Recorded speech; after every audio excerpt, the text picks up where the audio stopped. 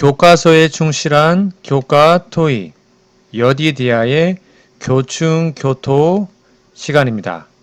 여러분 안녕하십니까? 오늘은 제9과 율법의 실천이라는 제목으로 우리 하나님 말씀을 함께 나누겠습니다. 여러분 성경책과 교과서를 미리 준비해 주시기 바랍니다. 오늘의 연구 범위입니다. 출애굽기 21장 1에서 32절, 출애굽기 22장 16절에서 23장 33절, 열왕기하 19장 35절, 마태복음 5장 38에서 48절, 로마서 12장 19절, 마태복음 16장 27절입니다. 교과서 연구 범위, 성경 본문을 꼭 펴서 읽어주시기 바랍니다. 기억절입니다. 너는 이스라엘 자손에게 이같이 이르라. 내가 하늘로부터 너희에게 말하는 것을 너희 스스로 보았으니 너희는 나를 비겨서 은으로나 금으로나 너희를 위하여 신상을 만들지 말고.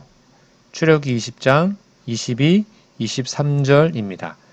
우리 기억절 노래 들으시고 이어서 말씀 연구를 진행하겠습니다. 3기 9과 너는 이스라엘 자손에게 이같이 이르라. 내가 하늘로부터 너희에게 말하는 것을 너희 스스로 보았으니 너희는 나를 비겨서 은으로나 금으로나 너희를 위하여 신상을 만들지 말고. 출애굽기 20장 22에서 23절.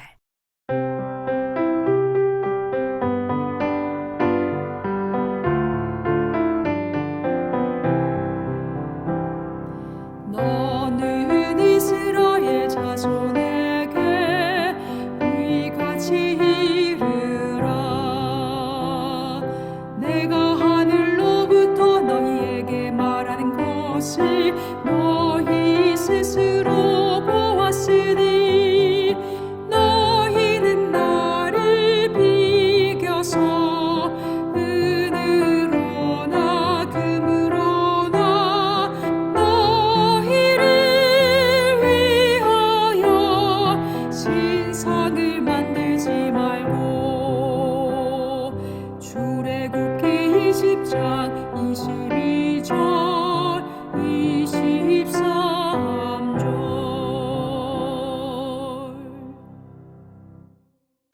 8월 24일 일요일입니다. 제목은 언약 법전. 자, 교과서 질문입니다. 출애굽기 21장 1에서 32절을 읽어보라. 히브리 종, 살인, 신체 상해에 관해 어떤 구체적인 율례가 주어졌는가? 자, 출애굽기 21장 오늘 본문은 시내산에서 주신 십계명의 원리를 생활 현장에 적용한 율례 사법법, 사례법입니다. 그래서 히브리 종, 사회적 약자를 보호하고 살인, 생명의 신성성, 그리고 신체 상해, 정의와 배상에 관한 구체적인 조항을 제시하고 있죠. 하나님은 구원받은 언약 공동체가 일상에서 공의와 자비를 실천하도록 질서를 세우셨습니다.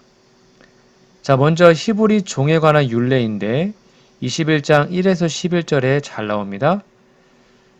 봉사 기간과 자유를 좀 살펴볼게요. 2절에 보면 히브리 종을 사면 6해 동안 섬길 것이고 7째 해에는 몸값을 치르지 않고 자유롭게 나간다 그랬죠. 즉 채무 노역, 생계형 고용인에 대한 최대 6년의 제한과 무상 해방 규정으로 영구적인 노예화를 금하고 자유의 회복을 보장합니다. 그리고 가정 상태에 대한 법이 있는데 만약에 혼자 왔으면 혼자 나가고 장가 들었으면 아내와 함께 나갈 것이고요. 만약에 주인이 준 여종과의 그 사이에서 난 자녀는 법적으로 주인의 권한에 있었으나 사랑에 의한 잔류를 선택할 수 있었죠. 자, 21장 5절 6절 내가 상전과 내 처자들을 사랑하니 자유하기를 포기하겠다. 만약 그러면 그의 귀를 송곳으로 문에 대고 뚫으면 된다고 6절에 나옵니다. 즉 강제가 아닌 자발적 헌신의 표지로서 관계적 충성을 중시하는 것입니다. 두 번째 7절부터 보시면 여종, 딸을 위한 특별 보호법이 있는데 결혼과 약혼을 겸한 보호적 양육 계약의 성격입니다. 즉 주인이 약속을 저버리면 속량권을 보장했고요. 8절에 나와요. 9절은 아들에게 준 경우 딸처럼 대우해야 했고 다른 아내를 맞아도 첫 여종에게 세 가지의 권리, 즉 양식과 의복과 동침하는 권리를 줄여서는 안 되었습니다. 그리고 이를 보장하지 않으면 대가 없이 자유하게 했죠. 11절에 나옵니다. 그 당시에 고대 근동 관행과는 달리 여성의 생존권, 혼인권을 법으로 보호한 겁니다. 26절, 27절에 보면 종에 대한 신체 상해의 특별 보호법이 있는데 만약에 주인이 종의 눈이나 치아를 상하게 하면 그 종은 그 눈과 이로 말미암아 자유했습니다. 즉 종, 노예도 하나님의 형상을 지닌 인격체로서 신체의 온전성이 보장된 것입니다. 자, 두 번째 12절부터 17절에 보면 살인에 관한 율례가 나옵니다. 즉 고의적 살인이냐 아니면 과실치사냐라고 구분할 수 있는데요.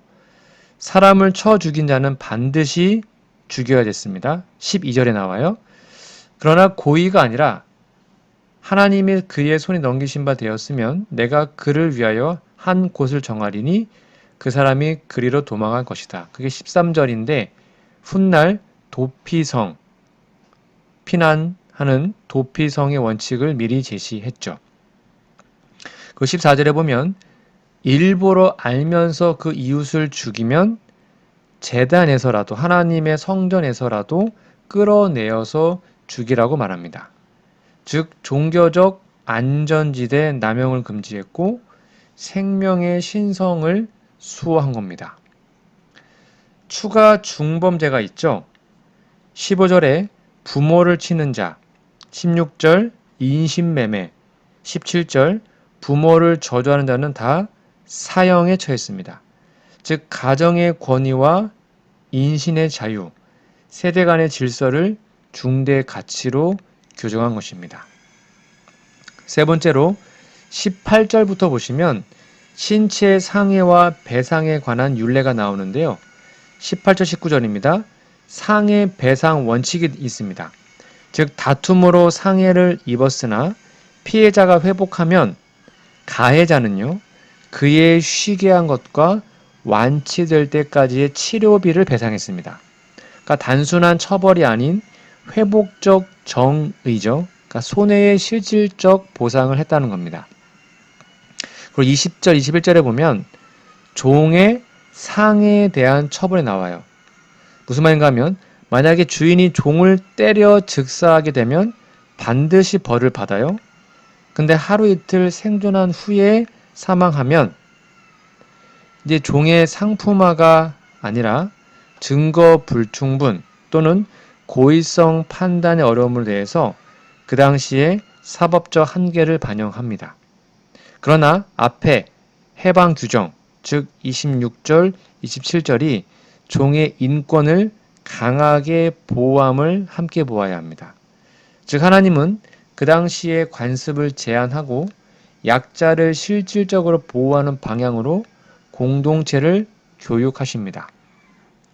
자, 22절부터 25절에 보면 임신부 상해와 보호법이 나오는데요. 만약에 다툼 중에 임신부가 상해를 입어서 조산하였으나 사고가 없으면 벌금을 냈고요. 중대한 손실 또는 사망이나 어떤 손해가 있으면 생명은 생명으로, 눈은 눈으로, 이는 이로 갚으라고 했죠. 이는 사적 복수 금지와 과잉 보호의 억제입니다. 그러니까 눈을 만약에 때렸으면 눈만 때려야지 그 이상을 더 과하게 보복하지 말라는 겁니다.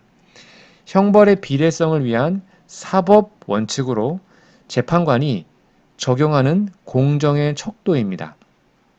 예수님께서는 이 원칙을 개인 윤리 차원에서 더 높은 사랑의 길로 성취하신 겁니다.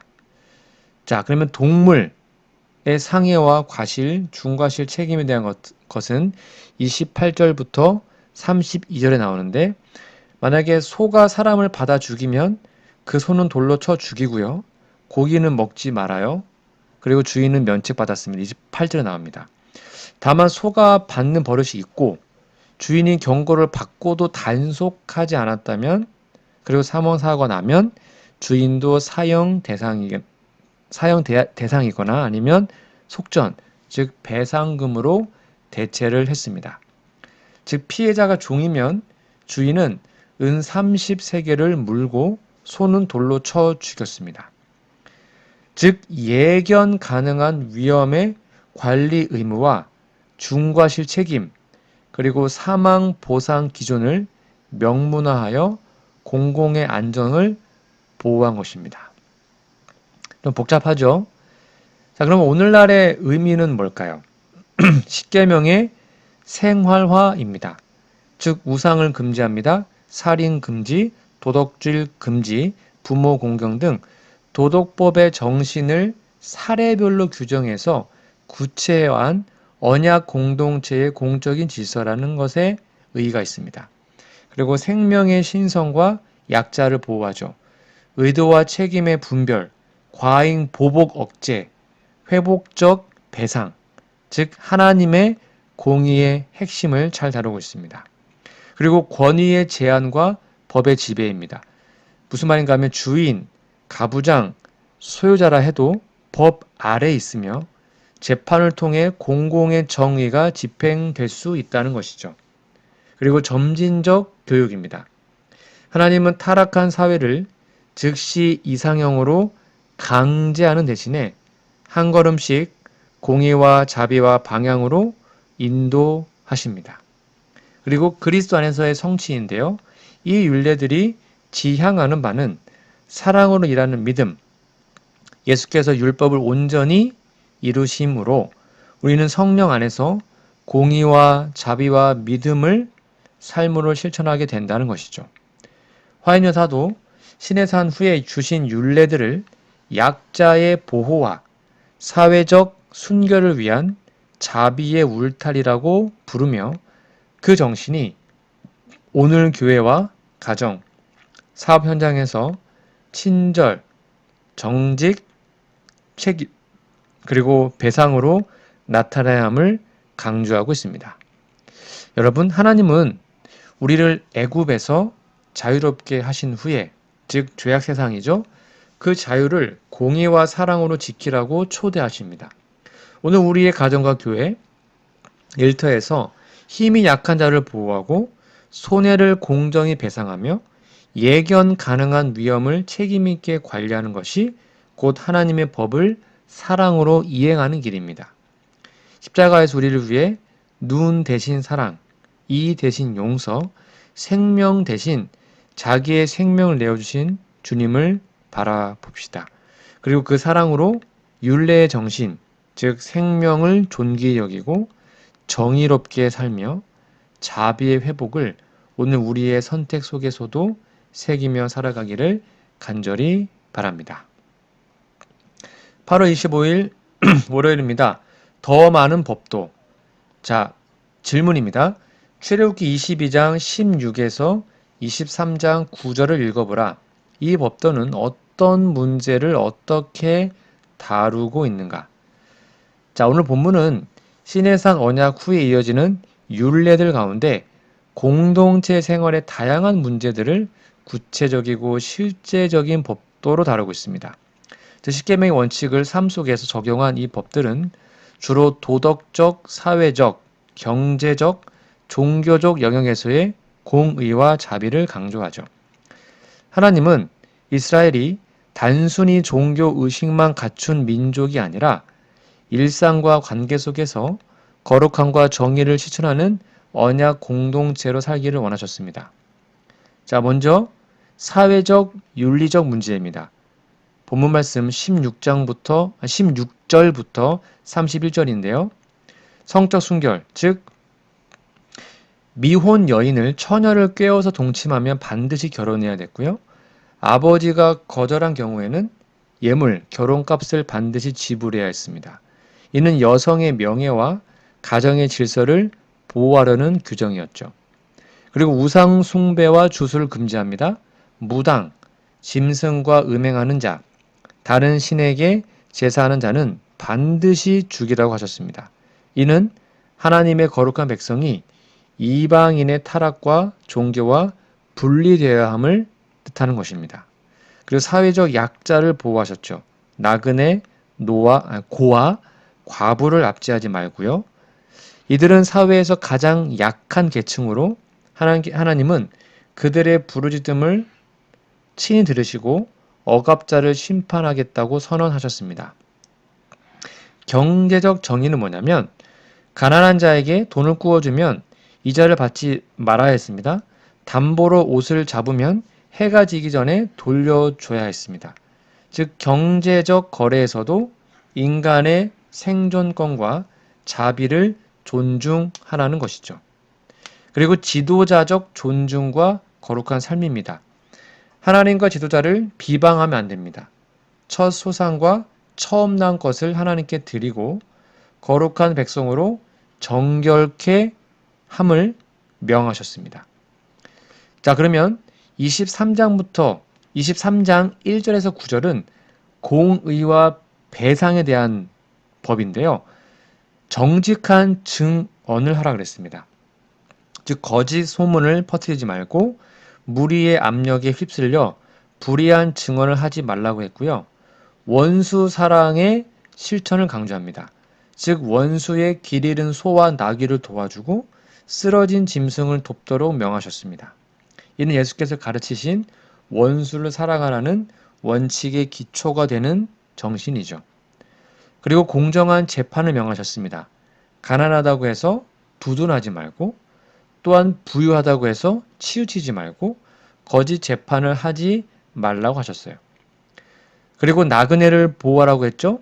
이스라엘이 애굽에서 나그네였던 경험을 상기시키며 나그네를 압제하지 말라고 하십니다.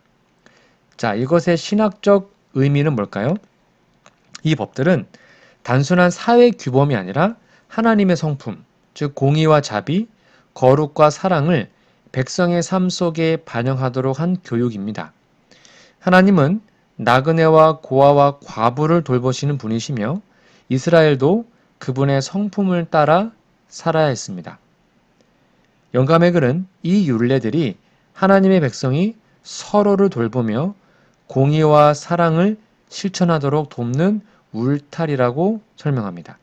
즉 율법은 구원의 조건이 아니라 구원받은 백성이 하나님의 은혜에 대한 감사로 사는 삶의 지침이라는 것이죠.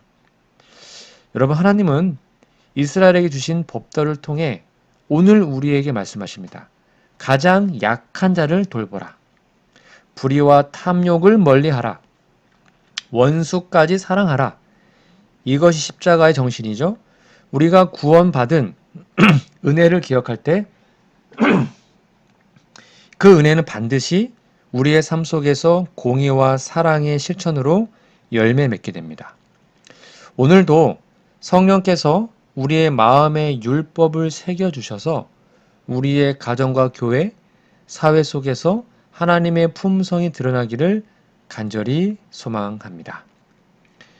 이때 있는 두 번째 질문입니다. 출애굽기 23장 10에서 19절을 읽어보라. 이 구절은 어떤 중요한 문제를 다루고 있는가? 이 본문은 시내산 언약 가운데 특별히 안식일의 원칙과 예배의 규례를 다루고 있습니다. 이 구절은 하나님의 백성이 단순히 종교 의식만 지키는 것이 아니라 삶 전체를 거룩하게 해서 하나님께 속한 백성답게 살아가도록 인도하는 중요한 원리를 담고 있습니다. 자, 첫 번째, 안식의 원칙인데요. 10절부터 12절에 보면 땅과 가난한 자, 그리고 생명에 대한 배려가 나옵니다. 땅의 안식이 뭐죠? 엿새 동안은 너의 땅을 파종하고 10절 11절입니다. 그 소산을 거두고 일곱째 해에는 갈지 말고 묵혀두라 그랬습니다. 이는 단순한 농업 법칙이 아니라 땅이 하나님의 소유임을 인정하고 땅을 돌보며 지속 가능하게 경작하라는 창조의 원리를 담고 있습니다. 또한 7년째에는 가난한 자와 들짐승이 그 소산을 먹도록 하여 공동체적 정의와 나눔을 실천하게 하셨습니다. 그리고 안식일의 준수에 대해서 강조합니다. 12절 너는 엿새 동안은 너의 일을 하고 일곱째 날에는 쉬어라. 이 안식일 계명은 사람과 가축 모두가 쉼을 누리게 해서 사회적 약자와 피조물이 하나님의 평등한 은혜 안에 있음을 드러냅니다. 따라서 안식일은 창조주 하나님을 기억하고 해방과 자유를 경험하는 날이었던 겁니다. 그리고 13절을 말합니다. 두 번째, 우상 숭배를 경계하며 하나님만 섬기라. 다른 신들의 이름을 부르지 말며 내 입에서 들리게 하지 말라고 명하시죠. 이 말씀은 이스라엘이 하나님과 언약을 맺은 거룩한 백성으로서 철저히 우상과 거짓 신들로부터 분리된 삶을 살 것을 요구합니다. 하나님을 기억하는 삶은 곧 다른 신들을 잊고 배척하는 삶입니다. 세 번째, 14절부터 19절에 보면 절기에 대해서 하나님께 드리는 예배에 대해 설명하고 있는데 세 절기가 나오죠. 유교절 또는 무교절 같은 말입니다. 맥추절, 오순절이라 그러죠. 수장절, 초막절 또는 장막절입니다. 이 절기들은 모두 하나님의 구속의 역사와 공급하심을 기억하며 감사하는 절기입니다. 무교절은 출애굽의 해방을, 맥추절은 수확의 첫 열매를, 수장절은 한 해의 결실을 하나님께 드리는 하나님의 은혜를 기념했죠. 그래서 모든 남자는 매년 3번씩 하나님 앞에 나와야 했습니다. 이는 공동체가 하나님을 중심으로 모여서 하나된 백성으로 살아야 함을 상징하고 있죠. 그리고 순결한 제물에 대한 법이 나옵니다. 즉 누룩이 섞인 제물 금지, 새끼 염소를 어미 젖에 삶지 말라는 규례는 그 당시 이방의 어떤 풍습과 분리된 순수한 예배와 헌신을 요구한 것입니다. 하나님은 이스라엘의 예배가 세상의 풍습이 아니라 오직 하나님의 거룩한 뜻에 따라 드려지기를 원하셨습니다. 여러분, 이 말씀은 즉 시간, 안식일과 안식년, 생명, 사람과 가축, 그리고 자원, 땅과 수확물, 그리고 예배, 절기와 제사, 이 모두가 하나님께 속해 있음을 가르칩니다. 즉, 삶 전체가 하나님께 드려져야 한다는 것이죠. 영감의 글은 안식일과 절기와 예배는 하나님의 백성에게 그분의 은혜와 구속을 기억하게 하는 표였다라고 강조합니다. 율례와 절기들은 결국 그리스도 안에서 성취될 구원의 실체를 가리키며 우리의 삶 전체가 하나님의 임재 안에서 거룩하게 되도록 인도합니다. 여러분, 하나님은 이스라엘 백성에게 일상과 시간, 수학과 예배까지도 모두 하나님의 소유임을 고백하며 살아가라고 말씀하셨습니다.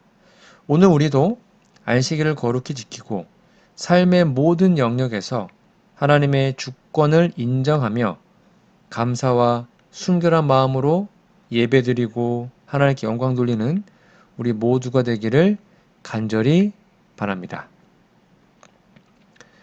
8월 26일 화요일입니다. 제목은 하나님의 원래 계획. 자, 교과서 질문입니다. 출애굽기 23장 20절에서 33절을 읽어보라. 하나님은 약속의 땅을 정복하기 위해서 어떤 방법을 사용하고자 하셨는가? 오늘 본문은 이스라엘 백성이 땅을 차지하게 되는 과정에서 하나님께서 어떤 방법과 원리로 그들을 인도하시고 보호하실지 보여주는 매우 중요한 말씀입니다. 여기에는 단순히 전쟁의 전략이 아니라 하나님과의 언약적 관계 속에서 순종과 인내를 통해 약속이 성취된다는 구속사의 원리가 담겨 있습니다. 자, 첫 번째입니다. 20절에서 23절에 보면 하나님의 사자를 통한 인도입니다. 하나님께서는 내가 내 사자를 내 앞에 보내어 너를 보호하며 너를 내가 예배한 곳에 이르게 하리니 라고 하셨습니다. 이 사자는 단순한 천사가 아니라 하나님의 이름이 그 안에 있는 존재를 묘사되며 이는 바로 그리스도의 현현으로 이해할 수 있습니다. 즉 하나님께서는 이스라엘이 홀로 싸우지 않게 하시고 하나님의 임재 자체가 그들의 앞길을 인도하고 보호하게 하셨습니다. 따라서 승리는 군사력에 있지 않고 하나님의 동행과 백성의 순종에 달려 있습니다. 21절, 22절에 보면 순종과 충성의 요구가 나오는데요. 하나님은 너는 삶과 그의 목소리를 청종하고 그를 노엽게 하지 말라고 경고하셨습니다. 즉 이스라엘이 하나님의 음성에 순종하면 원수들을 대적해 주시겠지만 불순종하면 그들의 싸움은 실패할 수밖에 없었습니다. 즉 정복의 비결은 군사적 힘이 아니라 하나님께 대한 신뢰와 충성이었던 겁니다. 세 번째, 23절에서 25절에 보면 우상 숭배와 철저한 분리를 명하십니다. 하나님은 가나안 족속의 신들을 섬기지 말고 그들의 제단을 철저히 헐어버리라고 명하셨습니다. 이는 단순한 종교적 차별이 아니라 이스라엘이 거룩한 백성으로서 하나님께만 충성해야 살아남을 수 있음을 의미합니다. 우상과 타협하는 순간 약속의 땅은 축복의 땅이 아니라 심판의 장소가 될 것이기 때문이죠. 네 번째, 29에서 30절은 점진적 정복에 대한 권면입니다. 하나님은 내가 그것들을 한 해에 쫓아내지 아니하고 너의 수가 번성하여 그 땅을 기업으로 얻을 때까지 내가 그들을 조금씩 쫓아내리라 라고 말씀하셨죠. 즉 가나안 정복은 점진적인 과정이었으며 이는 하나님의 지혜로운 방법이었습니다. 만약에 모든 민족을 한꺼번에 쫓아내면 땅이 황폐해지고 들짐승이 많아질 것이기 때문이죠. 따라서 하나님의 계획은 즉각적인 승리가 아니라 백성이 점점점 자라나며 신앙적으로 성장하는 과정 속에서 차근차근 성취되는 승리였습니다. 그럼 마지막으로 31절에서 33절에 보면 영역과 경계, 그리고 하나님의 보호가 나옵니다. 하나님은 그들의 기업의 경계를 홍해에서 블레셋 바다까지, 광야에서 강까지라고 약속하셨어요.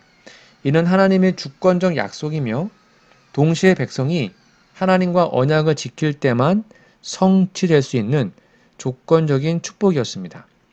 그들은 땅 안에서 이방 신들과 타협하지 말라는 경고는 결국 약속의 땅은 하나님과의 언약적 충성 위에서 있는 땅임을 보여주고 있죠. 자, 이것의 신학적 의미는 뭘까요? 여기 하나님의 사자는 하나님의 임재이고요. 예수 그리스도의 예표입니다. 그러므로 참된 승리는 인간의 무기가 아니라 그리스도의 임재 안에서 이루어집니다. 그리고 순종과 충성, 이것이 바로 승리의 조건이죠. 전쟁은 군사적 힘이 아니라 영적 충성과 언약적 신실함에 달려 있었습니다. 또한 점진적인 정복, 하나님의 구원 계획은 즉각적인 결과가 아니라 인내와 믿음을 요구하는 점진적 과정입니다. 우리의 성화의 여정과도 같죠. 또한 거룩한 분리, 신앙의 타협은 곧 파멸로 이어지기 때문에 하나님의 백성은 세상과 구별된 삶을 살아야만 했습니다. 여러분, 하나님은 약속의 땅을 단숨에 주시지 않고 그분의 사자를 보내어 점진적이고 확실하게 그 땅을 차지하게 하셨습니다. 오늘 우리의 믿음의 여정도 이와 같습니다. 신앙은 단번에 완성되는 것이 아니라 하나님의 인도하심 속에서 하루하루 순종하며 성장하는 과정입니다. 우리가 불평 대신 믿음으로 나아갈 때 하나님께서는 우리의 앞길을 여시고 원수들을 물리쳐 주실 것입니다. 8월 27일 수요일입니다. 제목은 눈에는 눈으로. 자, 교과서 질문 볼까요? 마태복음 5장 38에서 48절 읽어보라. 예수님은 보복법의 의미를 어떻게 해석하시는가? 오늘날 우리는 이것을 어떻게 적용해야 하겠는가? 오늘 본문은 산상보험 가운데서 예수님께서 구약의 율법, 특별히 보복법, 눈은 눈으로, 이는 이로 이것을 새롭게 해석하셔서 하나님의 참된 의와 사랑의 본질을 드러내시는 말씀입니다. 자, 보복법의 본래 의미가 뭐죠? 눈은 눈으로, 이는 이로. 이 법은 원래 무한한 개인의 보복을 막고 정당한 형벌의 균형을 유지하기 위한 원칙이었습니다. 즉, 보복을 금지하고 정의로운 법정에서만 공정한 형벌을 시행하도록 주신 것입니다. 그러나 시간이 흐르면서 이 원칙은 사람들 사이에 개인적인 안갚음을 정당화하는 도구로 오용되었죠. 예수님은 이 법을 새로운 차원으로 끌어올리십니다. 39절, 악을 대적하지 말라. 이는 불의에 무조건 순응하라는 말씀이 아니에요. 개인적인 모독이나 공격에 안갚음하지 말라는 것입니다. 오른뺨을 치거든 왼편도 돌려대라. 즉 모욕에 모욕으로 갚지 말고 악을 선으로 이기라는 원리입니다. 속옷을 가지고자 하면 겉옷까지도 두라.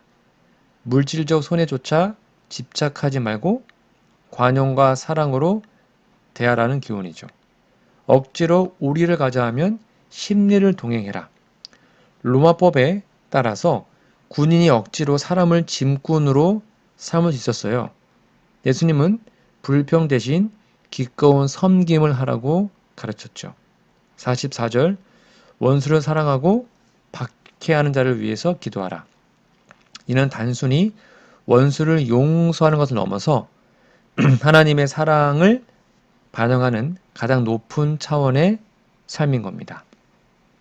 즉 예수님은 보복법의 제한적 정의를 넘어 하나님의 무한한 사랑과 은혜를 제자들의 삶에 실천하라고 요청하신 겁니다.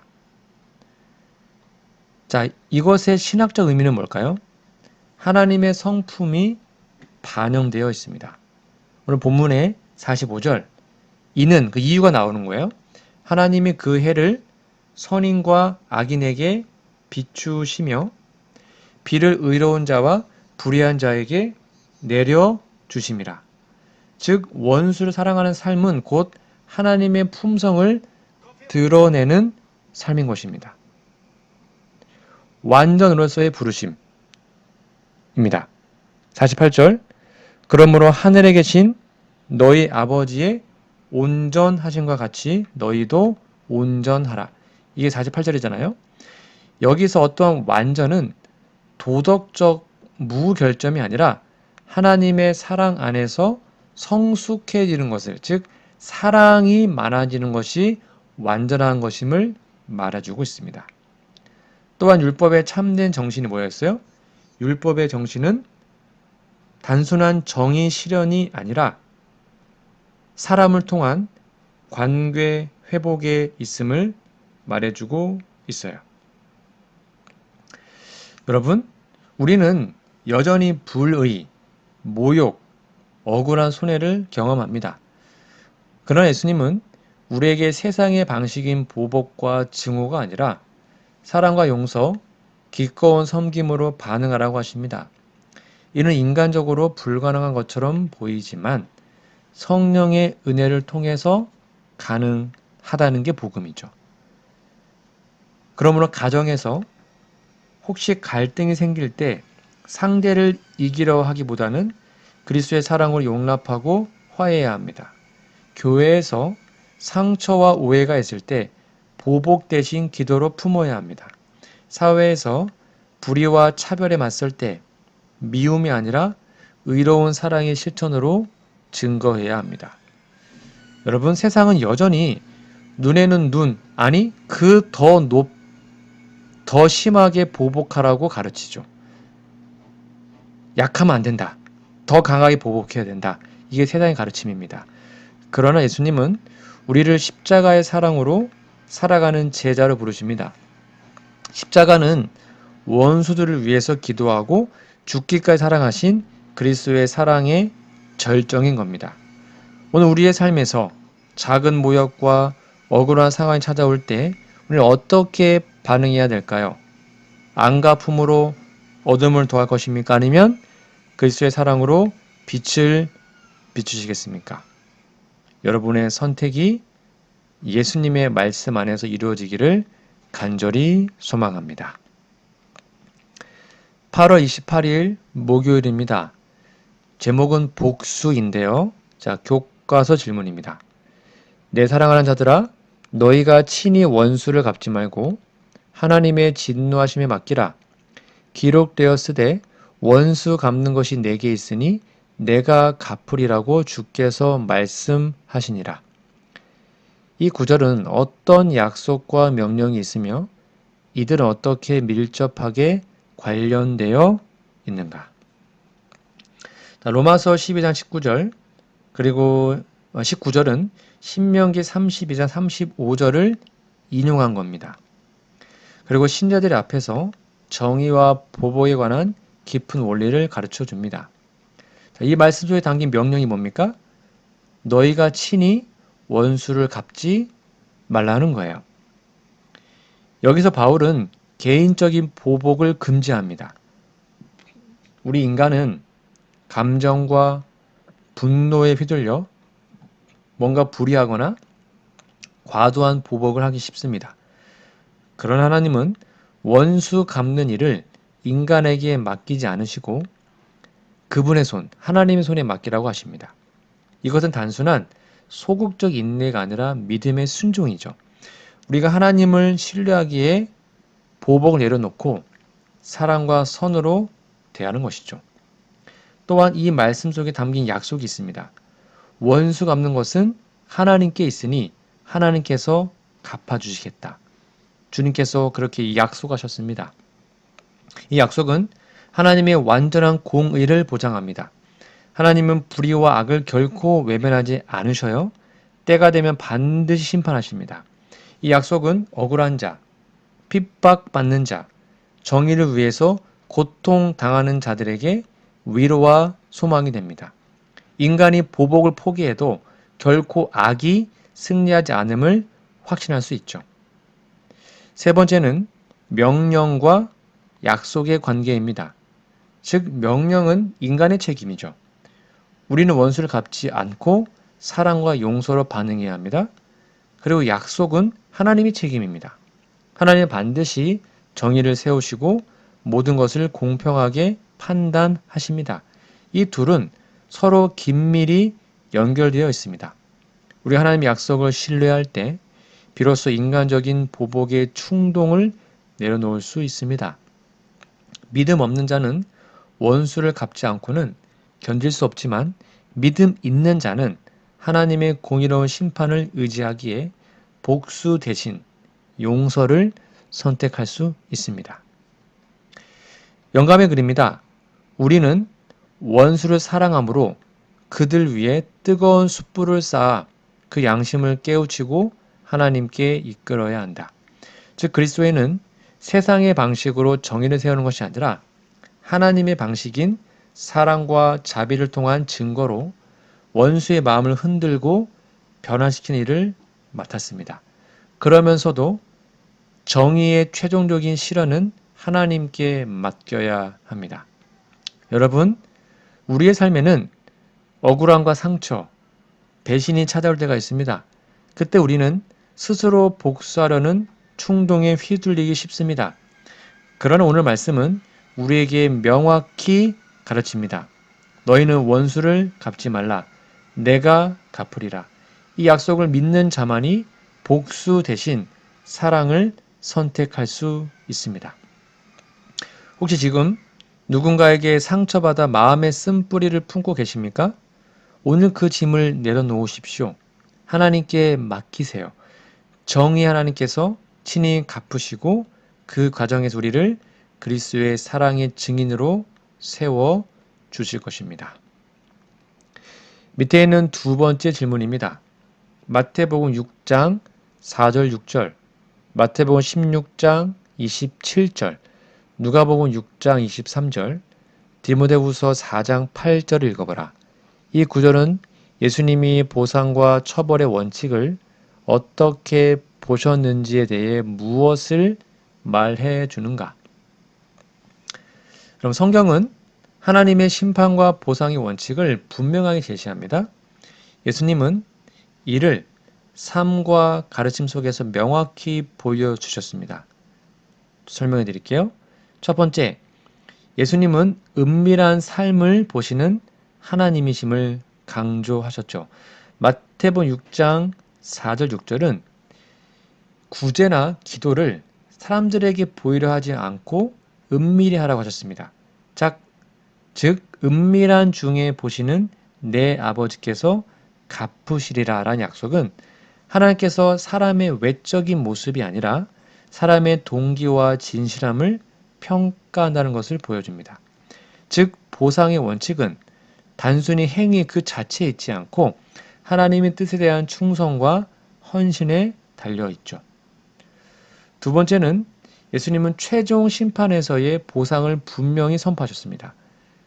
마태복음 16장 27절에 보면 인자가 아버지의 영광으로 그 천사들과 함께 오리니 그때 각 사람이 행한 대로 갚으리라. 이는 예수님이 재림 때에 최종적 보상과 심판이 이루어짐을 분명히 보여줍니다. 즉 행위는 구원의 근거는 아니지만 믿음의 열매로서 드러나고 그 열매를 통해 우리의 믿음이 진실했는지를 증명하는 것이죠. 세 번째입니다. 예수님은 의를 위한 고난에도 하늘의 보상을 약속하십니다. 누가복음 6장 23절, 그날에 기뻐하고 뛰놀라 고난 당할 때 우리가 기뻐해야 하는 이유는 하늘에서 너희의 상이 큼이라. 세상에서는 의를 행할 때 오히려 핍박과 손해를 당할 수 있습니다. 그러나 예수님은 그런 상황에서도 낙심하지 말라고 하십니다. 왜냐하면 하나님 나라에서는 영원한 상급이 준비되어 있기 때문입니다. 이는 우리가 현재의 어려움 속에서도 믿음을 지키도록 힘을 주는 것이죠. 바울은 마지막 날에 주어질 영광의 면류관을 바라보았습니다. 네 번째입니다. 디모데후서 4장 8절에 보면 바울은 의로우신 재판장이 그 날에 내게 의의 면류관을 주실 것이다 라고 고백합니다. 바울이 확신했던 것은 자기의 공로가 아니라 그리스도의 의로 옷 입은 믿음의 삶이었고 그 믿음의 경주를 끝까지 달려가는 자들에게는 영원한 상급이 주어질 것이라는 약속이었습니다. 자, 여기에 말하는 종합적 원리는 뭘까요? 예수님의 가르침과 사도들의 증언을 통해 볼 때에 보상과 처벌의 원칙은 다음과 같이 정리할 수 있습니다. 첫째, 하나님은 은밀한 것까지 아시는 분이므로 우리의 마음의 동기와 진실성을 평가하신다. 그렇죠? 두 번째, 보상과 심판은 예수님의 재림 때 최종적으로 이루어진다. 그리고 세 번째는 이 세상에서는 의를 행할 때 고난을 당할 수 있으나 하늘에는 영원한 보상이 있다. 여러분, 이 모든 것은 우리의 공로가 아닙니다. 그리스도의 은혜로 말미암아 주어지는 것이며 행위는 믿음의 열매로서 심판의 기준이 됩니다.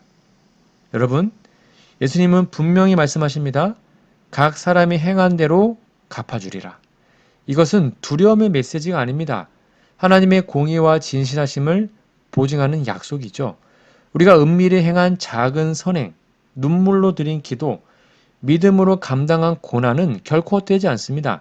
하나님은 다 기억하시고 재림 때의 의로운 보상으로 갚아 주십니다. 그러므로 오늘도 낙심하지 말고 은밀한 자리에서 주님만 바라보며 충성합시다.